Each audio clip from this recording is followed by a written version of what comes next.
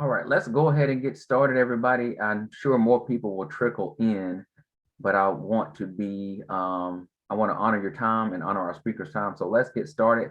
Thank you again for joining us. I am looking forward to this BDN workshop series. Today's workshop is entitled The Power of Intentionality, Becoming Aware of High Impact Careers Through Internships. So in this workshop, we will learn about the significance of using internships to position yourself for potential career opportunities and advancement in your chosen field.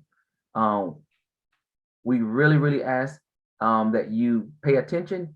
We're going to pick up great tips for the do's and don'ts required before obtaining an internship and the steps to consider successfully navigating your internship to accomplish your educational goals and career objectives while at your host or your current position. Today's speaker is Dr. Darren E. Wright. Dr. Wright is an associate professor at Clark Atlanta University, Whitman M. Young Jr. School of Social Work, where he has spent the last 14 years as the director of field education, helping to teach, mentor, and produce BSW and MSW social work practitioners who are equipped to be social change agents within their communities through high impact internships in behavioral health and children and family settings. Thank you, Dr. Wright, so much for joining us. The floor is yours, sir. Thank you, Dr. Holmes, for that gracious introduction. And again, it's an honor and a privilege to always be among peers, students, other faculty members, and other community stakeholders, and just having the opportunity to present in regards to our continued growth here at the Black Doctoral Network. Let's see if I can share my screen. And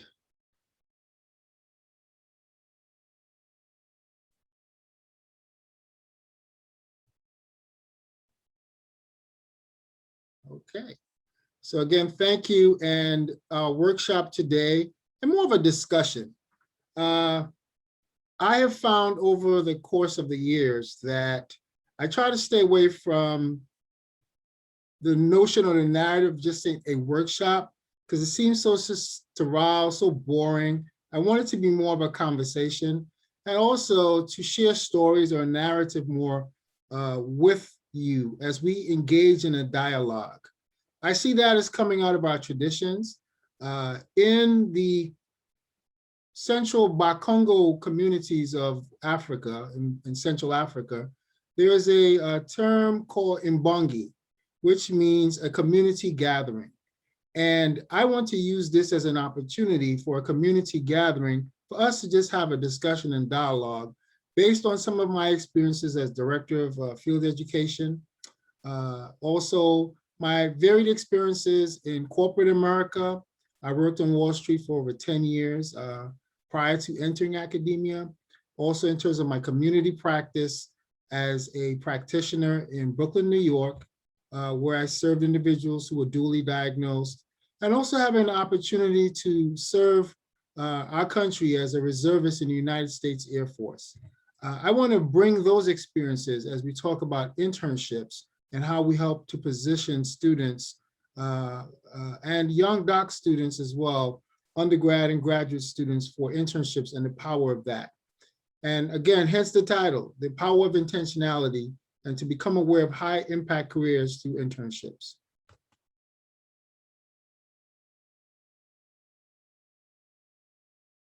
So why this word? I think it's, first of all, intentionality. Wanted to give a working definition as we move forward. So in the Sanford Encyclopedia of Philosophy, it defines intentionality from a philosophical standpoint. And as you can see, in philosophy, intentionality is the power of minds and mental states to be about, to represent, or to stand for things, properties, and states of affairs. So we can see that this is a very action-oriented stand, that we are saying in order to be successful, that we have to be action-oriented and be very intentional about our business. And how do we help our students as well to understand that power of intentionality? We recognize more and more we have a different generation of students as well, who sometimes may lack that understanding of that. And I think it's important as educators, scholars, and mentors that we work with our young and upcoming Black doctoral students, undergrad students, graduate students, and helping them to understand this concept and the power behind intentionality. For the purpose of this discussion today, I'm going to use the work of Harvey J. Coleman. And Mr. Coleman, this seminal work that he did in 1996, called Empowering Yourself, The Game Revealed, really, while it is dated, I want to say that this is a gem, that the information revealed in his book, as he interviewed several hundred CEOs to find out about how do we position ourselves to be successful, is timeless. And I want to use this as our reference point for this discussion today. So in this book, there were three things that I came away with, for those of you who may have read his work. And there are three elements important to successful people. And Mr. Coleman says, those who want to excel in their craft and move up in their profession, there are a couple of things that must happen. One, they must perform exceptionally well. They must cultivate a proper image. And three, they must manage their exposure so that the right people know them. And I think this is one of the things that as adults we continue to do. As we know, we are on different levels in our careers. Some of us are at entry level in terms of leadership, middle, and some of us are at the pinnacle of our experiences. However, regardless of where we are, we all recognize that these three elements or factors are timeless nuggets that we are always being intentional about in terms of ensuring that we perform exceptionally well, we're as good as yesterday, cultivating that appropriate image, and we know definitely that managing our exposure to the right people has its benefits. So in his work, he came up with this concept called PI. And as you can see, literally, we're using the metaphorical sense of performance, image, and exposure. And one of the things that I thought was interesting, and I asked this questions as well, there in the area of success, as we can see, if you were to apply, and I know we're small groups, so I think it's great so that we can engage in this process. If you were to apply the percentages to this diagram reflecting the three areas of success, as you can see, what percentage would you apply to each category based on the following? What percentage do you believe in terms of success is needed in terms of exposure,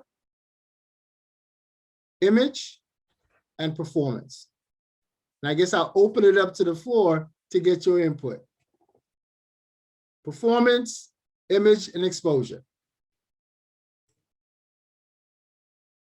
Does anyone want to participate?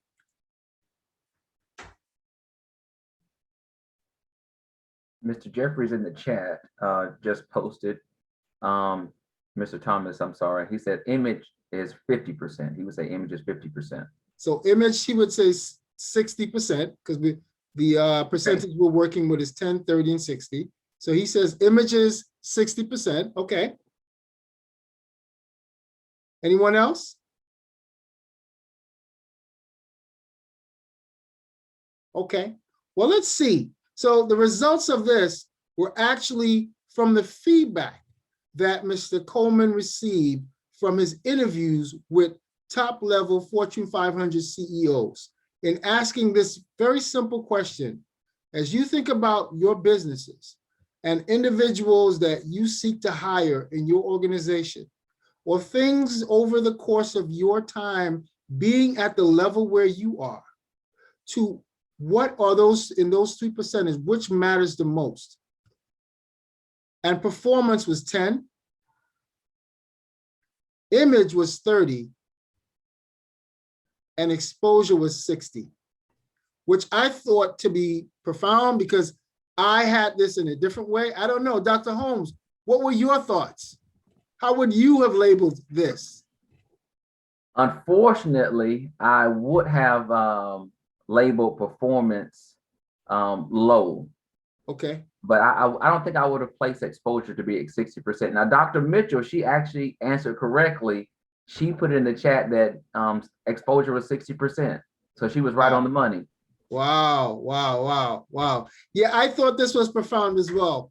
And again, it's interesting that his research was based on actually doing a more of a qualitative approach. Mhm. I'm sure that it was a focus group with these various individuals to just ask that question in regards to what are the things, how do you consider it most important? So I thought that was interesting. So you have a So, question, Dr. Wright. oh, yes, What please. are, Mr. Thomas has a statement. He said maybe we need to review the definition of exposure. Okay. So, Mr. Thomas, how would you define exposure? Can you hear me? Yes, I can, sir. I guess I was thinking exposure meant that the individual was exposed to different things, Okay. and image saying that the image of people about you is very high. Therefore, if the image is high, then they want to engage with you. But exposure to me meant I was aware of a lot of things. I've been exposed. Right. That makes a lot of sense. And you're right. We can define this in different ways. Exposure in terms of our world and life experiences, as I've shared, and how that impacts the individual's image and performance. So I think you're right. We might look at this in a broader sense. But based on his feedback from the data that he received from these CEOs, I thought this was interesting. So he says, do you know that organizations pay for performance, but tend to promote based on potential? And this was another important revelation for me as well, because I know oftentimes we hold on to many of the old cliches of, that people will pay for performance. And whereas he is saying, based on his conversations with CEOs, they tend to pay for performance, but promote individuals based on their potential. So let's take a further look at this whole analysis in regards to pie. And there's some things that I pulled from the book that I thought would be important for us to consider and to share with our students and for our own selves. A reminder, a refresher. I think many of us we're doctors, and therefore we have reached the pinnacle of the realms of education and professionalism, but it never hurts to have a refresher or a reminder. So we all know that performance is the entry ticket. It is the reputation builder, and it starts the legacy, our legacy. My son graduated this past Saturday from high school, and I was so happy and elated for him. And one of the things I shared with him, I said, son, one of the things it's going to be important about you in regards to your performance, it is what you do and how you do. Previous behaviors is also an indicator of future behavior, and you are building a legacy. So I think it's important for us to understand that a part of performance is it starts our legacy. It's the common denominator in the promotion process. And it confirms our ability to take on more responsibility. Because why would someone give you more responsibility in minor things and then you cannot perform in greater things? So it is important that whatever we are tasked to do, that we do it our best, and that we help our students to understand that, and our young mentees that we are mentoring, that we help them to understand that. And when they reach out to us or they're doing something for us, that we expect them to give 100%. I often say to my students in the class, I say there are some things that I am going to give to you, and there's some things that I expect you to get. And I think that's a part of this whole notion of performance. And again, being intentional. And again, performance assumes that you must grow to stay above the bar as it is continuously being raised, that we never want to get to a point where we're resting on our laurels, that we're resting on past accomplishments. And sometimes it is within human nature to do that, to seek a point of being comfortable. But we must recognize when we reach that point of comfortability, we need to find a new challenge in our lives. That is the iron sharpening iron moment. That is how we stay sharp and above the game. And we have to work very hard to convey this, articulate this to our students and mentees, that we are preparing to be the next generation of Black scholars and change makers in this world. So performance is key. Make a difference on every job and perform each with the goals of the organization in mind. And I think this year, for each of us, we were challenged with COVID-19.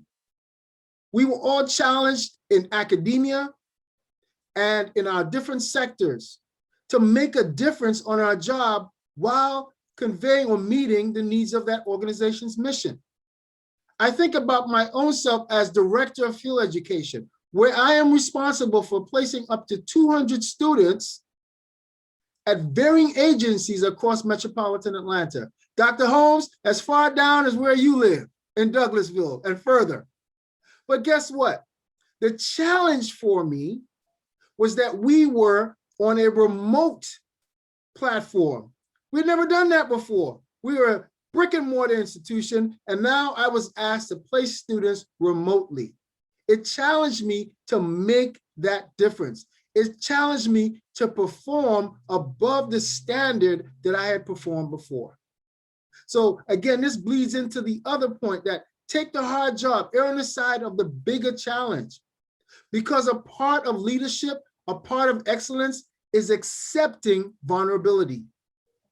Dr. Brene Brown, a social worker, says a huge part of the success of leadership and innovation is being open to being vulnerable. So it also requires you to do everything with a sense of urgency and a drive to win. And we have to instill those values in our mentees and continue to remember those values in our own lives and in our own careers so that we continue to be at the cutting edge. And make each decision in the best interest of the business. Take risks, present new ideas, but always relate them back to the current business needs. And I'm sure if I were to ask you, how did you do with the COVID-19 in regards to meeting the mission of your organization, I'm sure that you have some compelling stories to share that would add value to this discourse. So the other part of PI is image. And we know, as we learned, it is the message you send before you speak, whether it's intentional or not. And I can't tell people, as a professional social worker, I tell people I am trained in reading your body language in addition to what you say. So as counselors, as social workers, as psychologists, as therapists, we understand the importance of image. We understand the importance of verbal and nonverbal cues. We understand the importance that what our great grandmamas told us, that, you know, first impressions do matter. They count. And we have to continue to reinforce that with our students. And I want to give another example of this. With COVID-19, we had our classes on Zoom. We had students oftentimes who were in the bed, or they were in their cars, or they were tasked to meet with a client, and they were not prepared.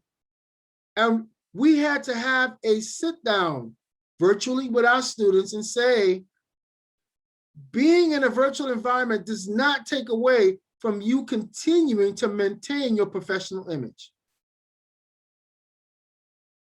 So I am dressed for this meeting today. Not half dressed, I'm fully dressed. And it's important, right? Because images matter. We want to make sure that we stay on top of that. Includes entire confidence and demeanor. Because me being dressed, me being prepared for this discussion with you means that I am being intentional. I want to give my A game. I want to perform above the bar to make sure that I deliver the content that you expect. And further, image develops early in our careers. So again, going back to what I said to my son, and I know that translates to other millennials and Xers and so forth, that they sometimes do not see image as the most important thing. You know, they'll show up dressed anyhow, and we have to help them and understand that these past behaviors are predictors of future behaviors. And what you've done in the past is what you continue to do. So we want to nip those negative behaviors in the bud and create or foster more pro-social positive behaviors and images with our mentees, and continue to exemplar those images for them so that they see through us the things that we are saying to them. Like my son would say, don't tell me what to do and you're not doing it. And he's right. Okay, so again, it says I'm ready. Every interaction counts, and make sure that they're all positive. That too is the power of intentionality. It means that we are being intentional in the way how we consider what we do and how we move forward in regards to our interactions and our images. So the brand. So another part of this, as we know, is our brand. So if you're not sure about the brand, we have to help our students, our young mentees understand that it has to be consistent. We can't say one thing and then our brand doesn't match up to what we say. And it's okay for all of us to have mentors or individuals that we seek guidance from. Again, that's that iron sharpening iron moment. I am always seeking feedback from my peers. It is important that I never attach to myself, my ego, to the point where someone cannot give me feedback. Because the moment that I am unable to accept feedback, that is the moment I stop growing as an individual.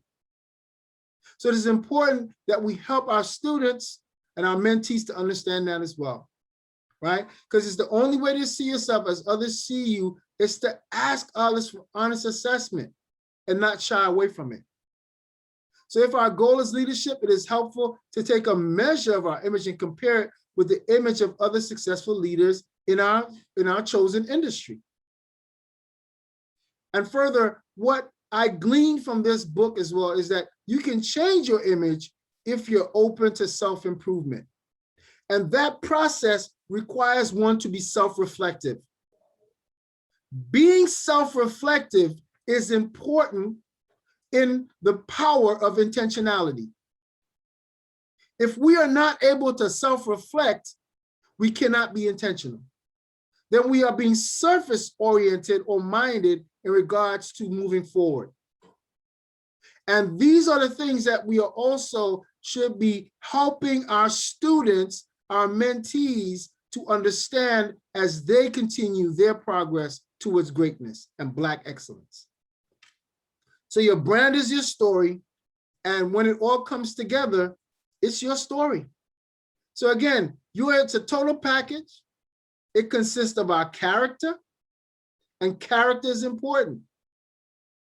Somebody can be dressed all nice and have a bad character, so it don't mean nothing.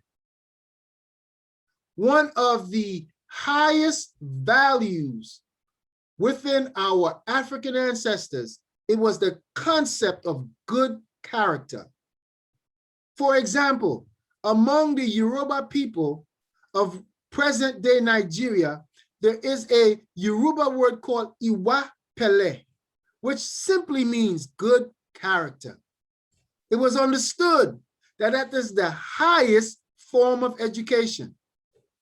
You know, my grandmother used to say, being all educated and having no character is like just drinking coffee without any sugar. Sometimes it just don't taste too good unless you like it like that. Now, she didn't have a PhD and a fourth grade on this education, but she understood good character. So that's one of the things that we also want to make sure that we re-emphasize with our mentees and that we are exemplifying good character.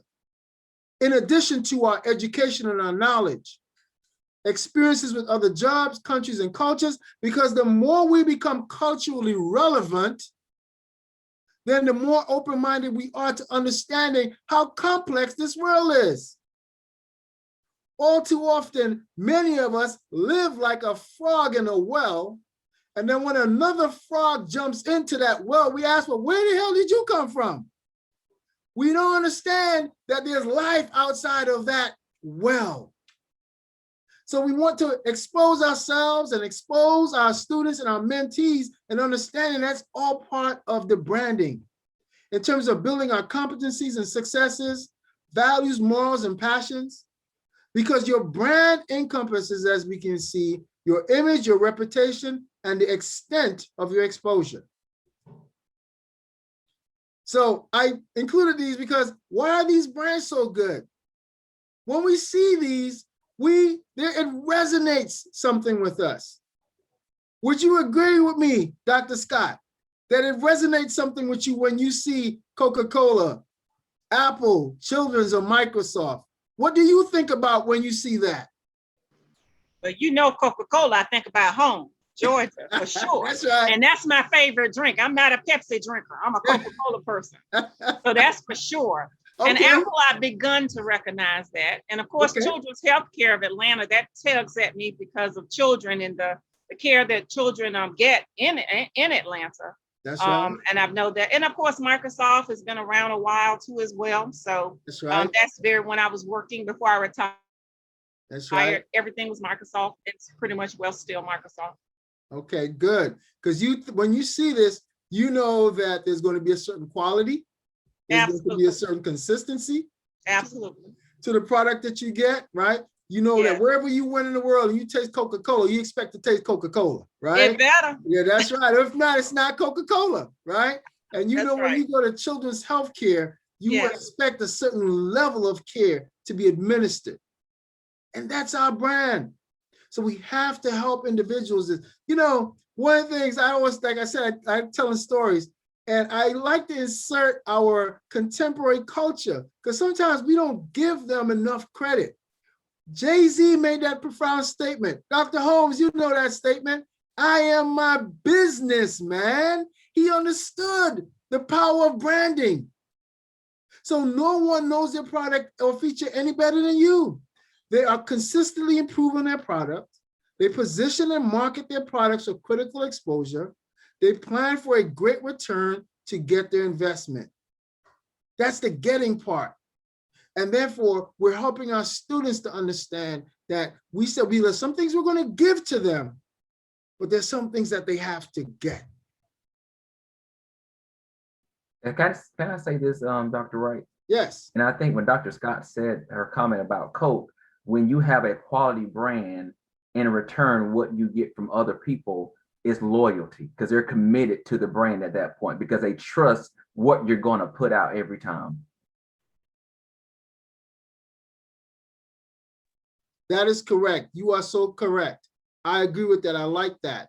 And that's why, again, I said this discourse and this discussion is one of building. We're building here, okay? So that's why I didn't want to, it's a workshop, because I think that we're building and we're imparting knowledge collectively. So thank you for sharing that. That's a tidbit. And can I steal it as well? Is it okay? Can I borrow it? I freely give it to you. There are some things I'm giving, and there are some things I want you to get. So that's the one you can take. All right, thank you. So I think the last part here is I wanted to make sure that we covered in terms of exposure. So we talked about this a little bit, and we saw that this was very high in regards to the whole percentage with PI. And again, the high career in regards to the impact, how others know of your performance. It makes you visible. So those who have influence can influence your career. And I can't tell you, my successes in life have come from that. It's not so much that I am such a brilliant guy. No, that might be a part of it, but it definitely has to do with the exposure. And did I have a sense of humility and my image and my performance? All of that added to this and through the exposure. And it can be enhanced by networking, mentors, bosses, champions. People love it, but people can be good or bad at it as well. So exposure, key things. One, you will have to make the first move oftentimes. And this is something that we need to share and teach our mentees, and share and teach up and coming young Black doctors in our doctoral network, how to make that first move appropriately.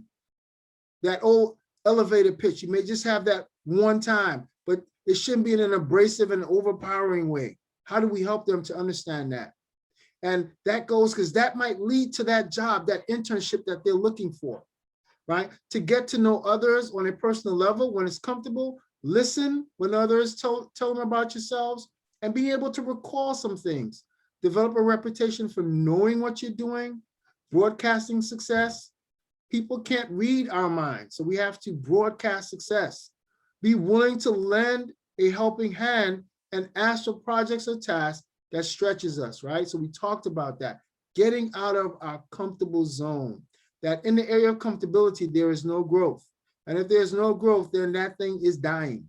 So, but remember, exposure means you are exposed. So we have to manage that appropriately, whether that's through how we do that in social media, and with social media, even more so, we have to teach and reflect and exemplify these things to our mentees so that they understand what that would look like, what is appropriate and what is not. And in terms of networking, it requires work.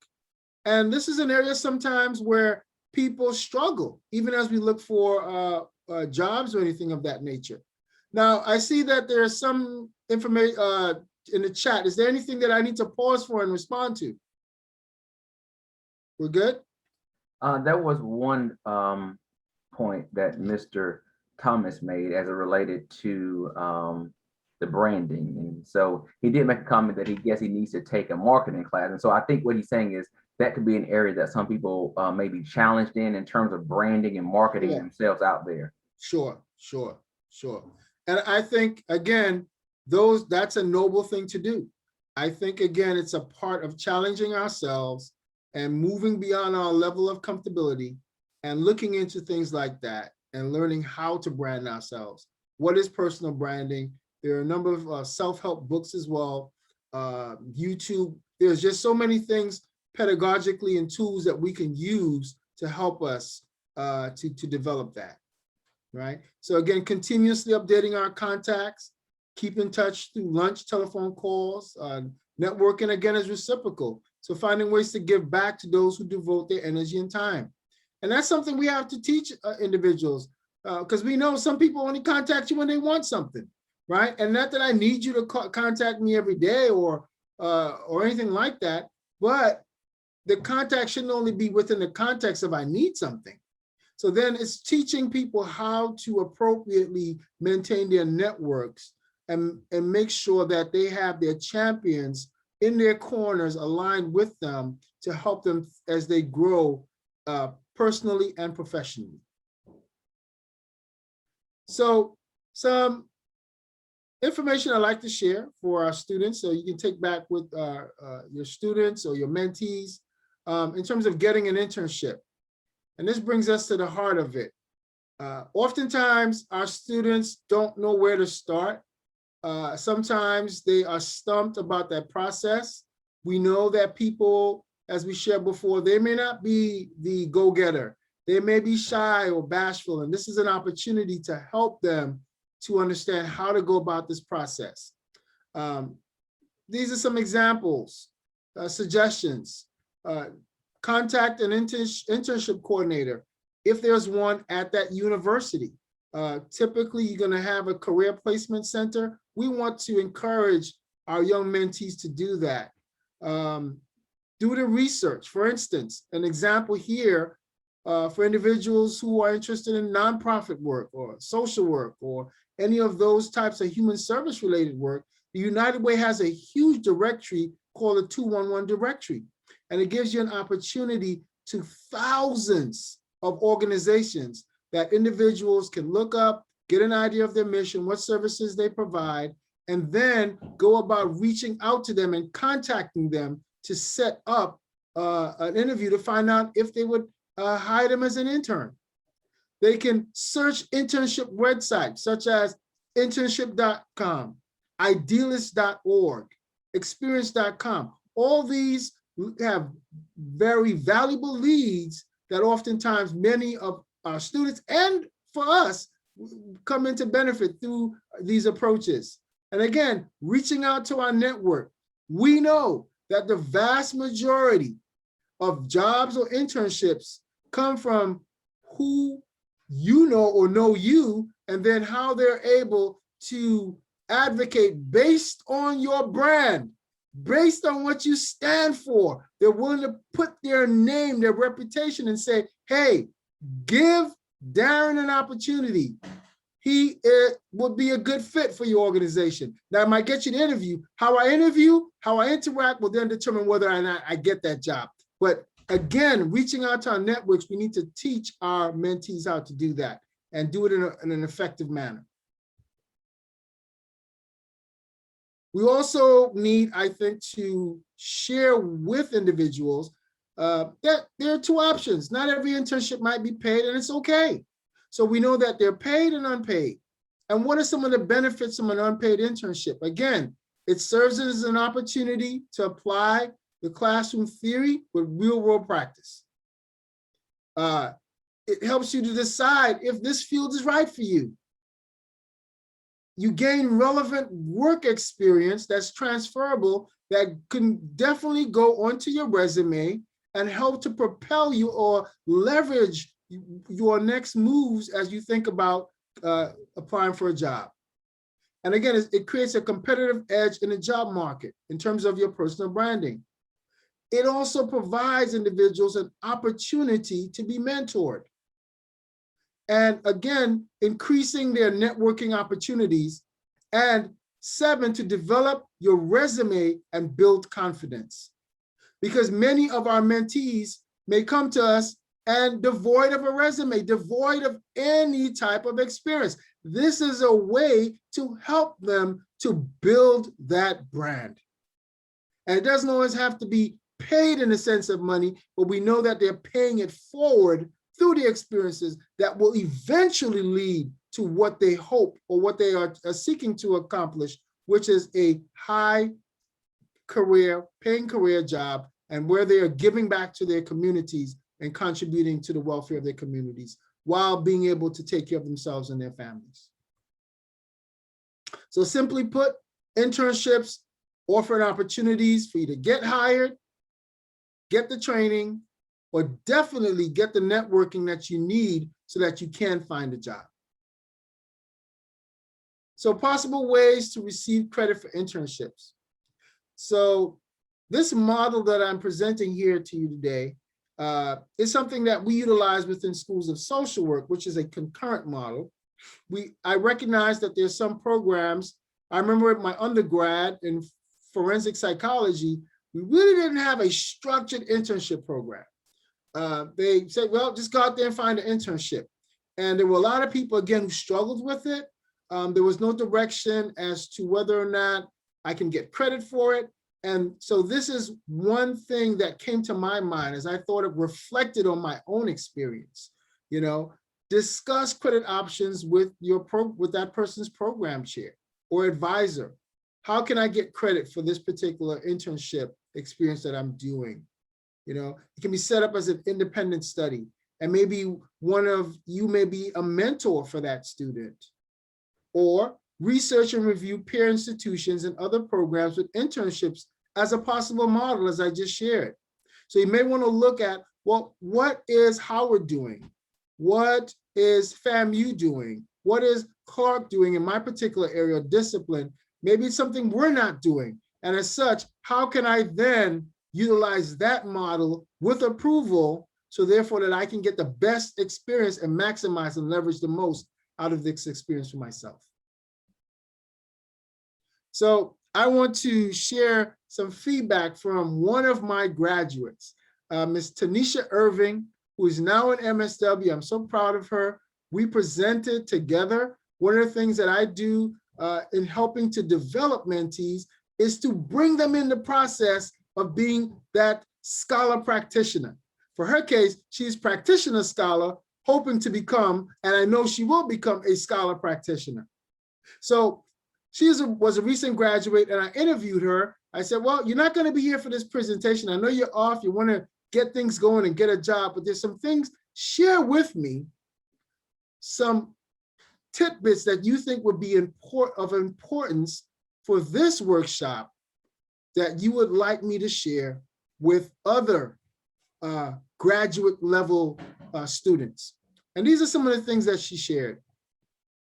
Positioning yourself apart. And I said, what do you mean by that? And she said, Dr. Wright, be mindful of the agency, its culture, its mission, and its values, knowing these things before you go on an interview, knowing why it is you want to do an internship there. We have found that some students do not invest the time in investigating these items and get on an interview, and then the organization is asking you about the organization. You don't know about anything about it. Guess what? You're not going to get the internship. So we have to convey that to our students. Being confident and reliable when you are at the internship is important. The other thing that she said, she found that to be helpful for her in setting her apart was being flexible, was that of taking the initiative and communicating your wants and your needs. She further went on to say that offering new ideas, especially in the age of telework.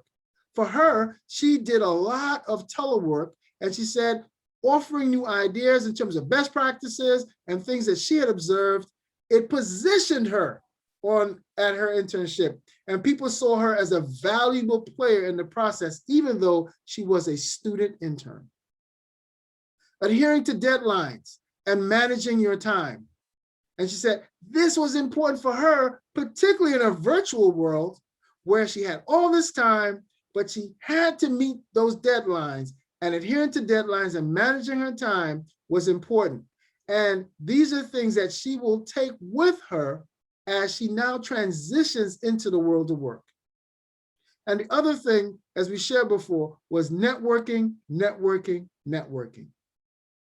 And I'm proud to say that she was hired at the VA over in Decatur, so she is all set as a social worker. Excellent beginning, starting career, I think. It's a good background for her, and I think a lot of it had to do with her preparation through her internship. The other thing she talked about was some of the challenges, and she talked about adjusting to the company's culture. That, coming from the community and then going to this agency or working in a different setting and realizing they did things differently. They expected her to be dressed a certain way. And one of the things I say to my students is that you have to be able to code switch. We have to teach our students that you can still be real. Ain't nothing wrong with wearing your baseball cap and your earrings and all that when you're not at work. You have to recognize that. So we have to teach them the culture of commerce and the culture of the community. They're two different things. So we have to help them to understand what will it take for you to be successful in this environment at this given time. Does not take away from you being authentically you. So the other thing that was important for her, the challenges she talked about, was information overload. Just so much information coming in and how she processed that and how best to manage that. So that's another thing I think it's important for us to share with our students. Workload, trying to work a full-time job, or if it's not a paid internship, and doing an internship for credit can be overwhelming. So you have to put everything in priority before you move forward. And lastly, what she shared was being consistent. That consistency was important. But before I move on, are there any questions or contributions to what I've added here? And how do you do this work with your students, your mentees?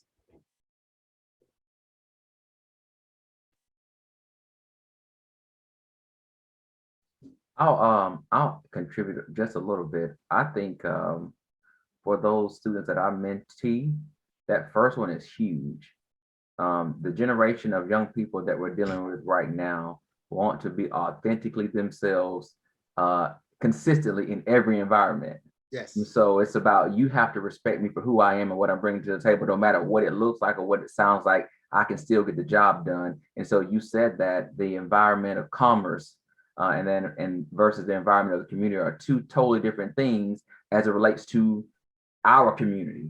And so getting them to understand that can be a challenge. And I have seen some of them miss out on opportunities because they went in being too real versus adjusting to the environment that they were walking into. Once again, not knowing what was expected. Right, right. Excellent point. Excellent point, Dr. Holmes. And Dr. Wright, I want to give you kudos on Tanisha because she presented this summer at the Western region. And I don't know if she did an abstract or either a poster. And she did a very, very good job and very confident, not cocky, but very confident. She did a great job. So I'm very excited that she got a job. Thank you, Dr. It's very good, very good. Yes, she is. Outstanding. Thank you. So there's some things in terms of keeping an internship. So the first part was getting the internship.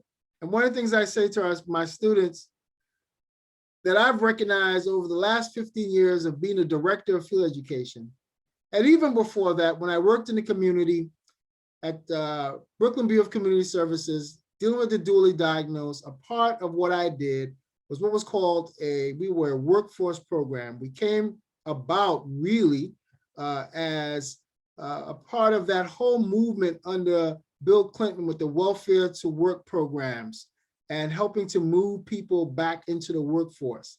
And one of the things I quickly learned was, there are different processes here or different sets of skill sets in getting the internship. And then there's another set of skills in terms of keeping the internship or the job. So one of the things we want to also convey to our students, to our young mentees are that, how do I keep my internship? And so here are some successful keys to the internship experience.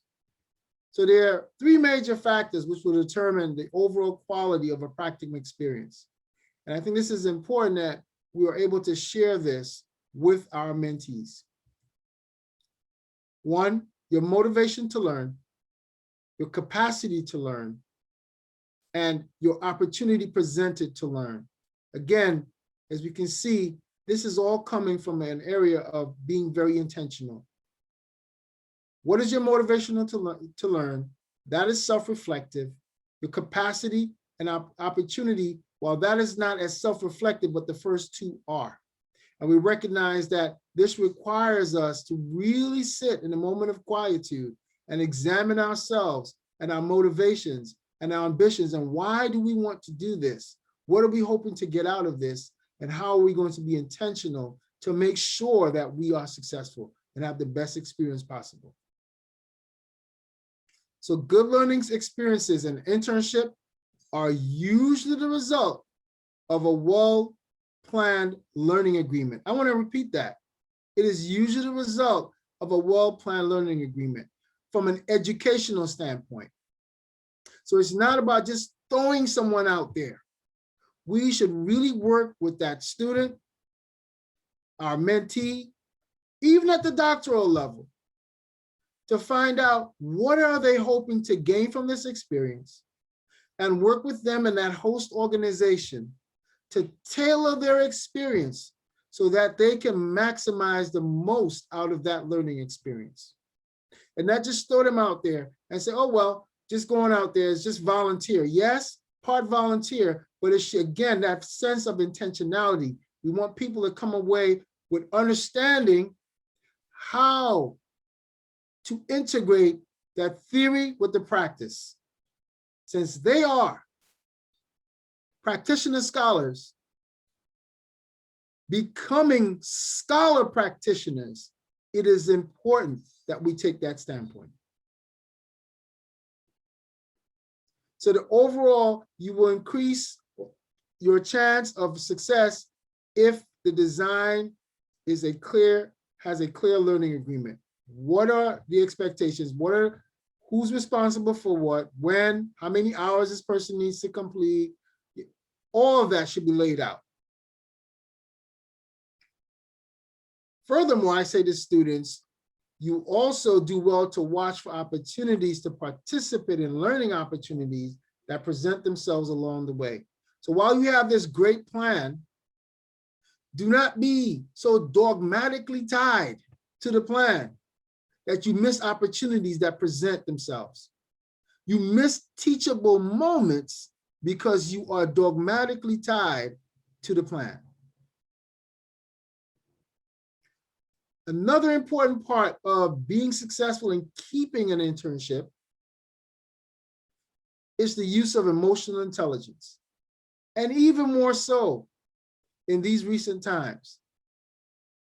More and more we see that this continues to be a growing area where employers are citing they see a deficit sometimes. So again, EQ or emotional intelligence is the ability to identify, use, understand, and manage emotions in positive ways to relieve stress, communicate effectively, empathize with others, overcome challenges, and diffuse conflict. And we know oftentimes younger people have a challenge with this. Don't believe me? Put them to work in a group. Give them a group activity.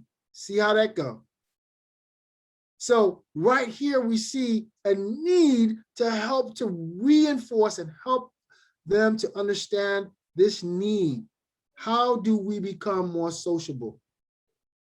How can we disagree without being disagreeable? There is such a thing. So there are some key parts or components to this. It is self-awareness, self-management, social awareness, and social skills. As we think about Bloom's taxonomy, we recognize, even in Maslow's hierarchy of needs, that these are some of the higher order aspects. These are what we would consider our self-reflective processes. And I might say it is important because so much of why people lose an internship has to do with these areas and a lack of self-awareness and being self-reflective about these components. So let's take a brief look at them. So in terms of self-awareness, that is being with what is happening rather than lost in it. And COVID-19 even showed that more and more. The ability to be introspective. And thirdly, I like this, again, coming from our ancestors out of Kemet, called Egypt, it is said one of the highest orders known in terms of education was man or woman, know thyself. Because if we don't know ourselves, there's no way possibly we're able to be effective in helping others and being the productive individual that we hope to be in our communities. It is always amazing to me. Like, students, I want to do this and I want to do that and I want to do that. And I said, well, help me to understand how that is reflected in your own life.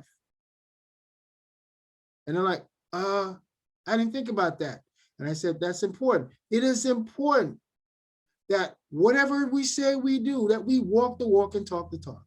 And it starts with us. Start with you, your immediate family, your friends, the block, the community, and you can take it wherever else you're going to go. But it has to start with self. So self-awareness is important. Self-management. Again, how we control or effectively manage the behaviors our emotions trigger. And I must admit, I struggled with that in my earlier part of my life. I had a huge temper. So self-control is important. Again, trustworthiness. How do people perceive you? Do you say one thing and do the next? Are you conscientious? Do you have a sense of adaptability? Can you play in the sandbox? Nobody wants to be with someone who is unable to get along with others in a reasonable way. And then your achievement drive and your initiative to be successful. That's all part of self-management as we think about keeping the internship. In terms of social awareness, it's empathy, service orientation, understanding the organizational awareness, and can you understand the emotion, needs, and concerns of other people and pick up on emotional cues, as we talked about before, those verbal and nonverbal cues, and feel comfortable socially and recognize the power dynamics in a group or organization. And we know sometimes that is a struggle for our students and even for ourselves, because we work differently with different people. And understanding that and being socially aware of that is important to manage that processes as we are engaging in this whole notion of social awareness. And lastly, social skills, the art of relationships. Those people skills, those soft skills, listening skills, assertion skills, conflict resolution skills. Conflict is neither good nor bad. We've heard that. Being or disagreeing, as I've said before, does not mean we have to be disagreeable. And that is something that we have to work with teaching our mentees and also exemplifying that in our own lives. So disagreeing with me don't mean I ain't talking to Dr. Wright no more. It might mean we just disagree on this particular issue, but it doesn't mean we have to be enemies after that. We just have a difference of opinion, and that difference of opinion is rooted in our worldviews, which is rooted in our life experiences.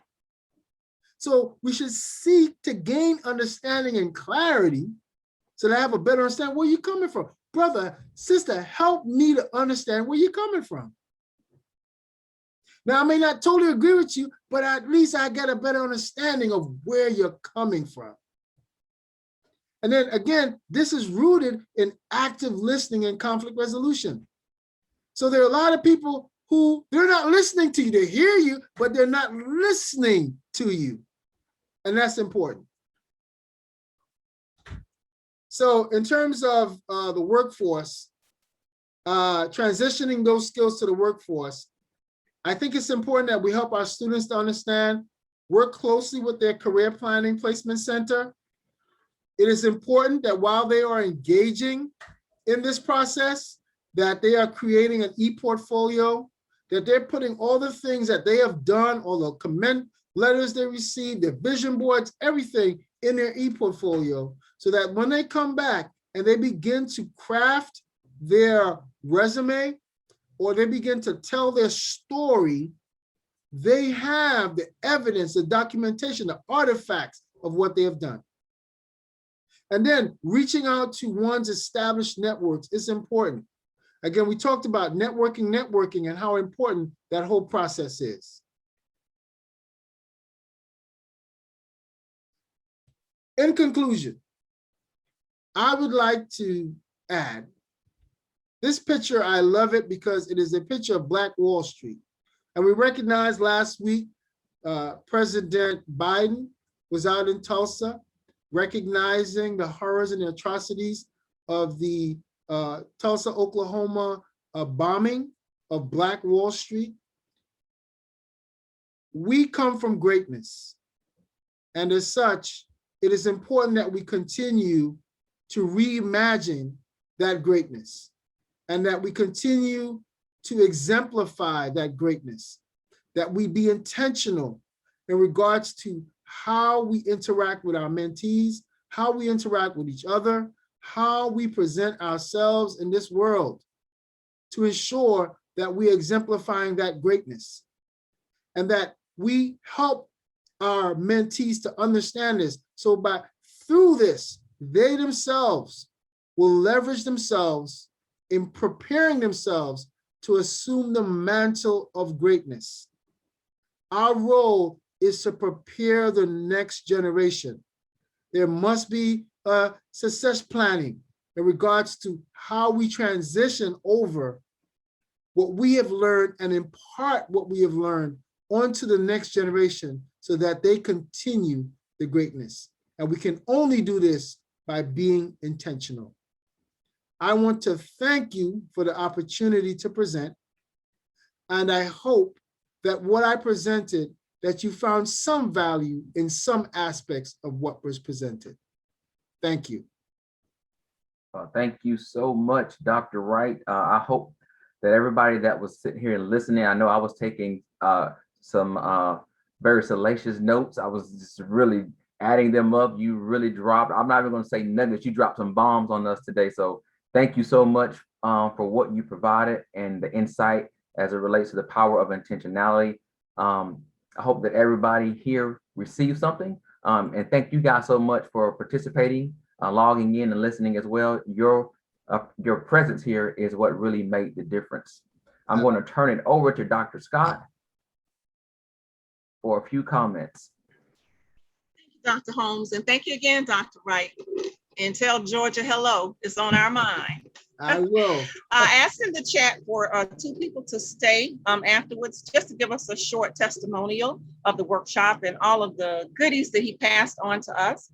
And I just want to know just how you enjoyed everything. We want to know so we can continue to have these workshops on a regular basis. And this is kind of wrapping us up for the summer because we're getting ready for our annual conference.